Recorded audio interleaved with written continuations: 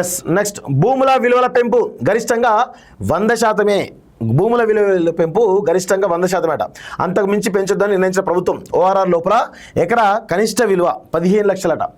ఔటర్ను ఆనుకుని హెచ్ఎండిఏ పరిధిలో 10 లక్షలు, మున్సిపల్ కార్పొరేషన్ పరిధిలో 5 లక్షలు, పంచాయతీ పరిధిలో 2.75 లక్షల కనిష్ట విలువ. 25 నుంచి కొత్త విలువల ప్రకారం స్టాంప్ డ్యూటీ 1000 రూపాయలు, 1500 కోట్ల అదనపు ఆదాయం సమకూరుతుందని వేస్తున్నటువంటి అంచనా, అధికారుల అంచనా. సో చూడండి, భూముల విలువలు ఏ విధంగా ప్రభుత్వం పెంచుతుందో ఒకసారి గమనించండి. దాదాపు గరిష్టంగా 100% అట.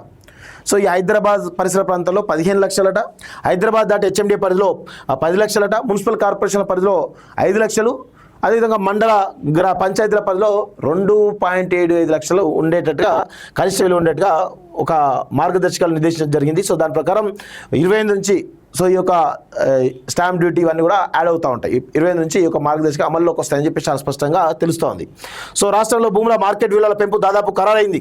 ఇప్పటికే ప్రాంతాల వారీగా ఎంత పెంచాలని దానిపై అధికారులు నివేదికలు సిద్ధం చేశారు. అయితే గరిష్టంగా 100% మించి పెంచకుండా సీలింగ్ పెట్టాలని సీఎం రేవంత్ రెడ్డి ఆదేశించడంతో ఆయా ప్రాంతాల్లో ఉండేటువంటి లావాదేవీల ఆధారంగా కనిష్టంగా 5% నుంచి 100% వరకు మార్కెట్ విలువలు పెంచుతూ ప్రతిపాదన సిద్ధం చేసినట్టు తెలిసింది. 25 నుంచి కొత్త మార్కెట్ విలువల ప్రకారం స్టాంప్ డ్యూటీ వసూలు చేసేందుకు రిజిస్ట్రేషన్ శాఖ ఏర్పాట్లు చేసింది. సో భూముల విలువల పెంపు ద్వారా దాదాపు 1000 నుంచి 1500 కోట్ల ఆదాయం రాబట్టుకోవాలని చెప్పేసి కూడా రాష్ట్ర ప్రభుత్వం ఒక ఆలోచన చేసినట్టుగా తెలుస్తోంది.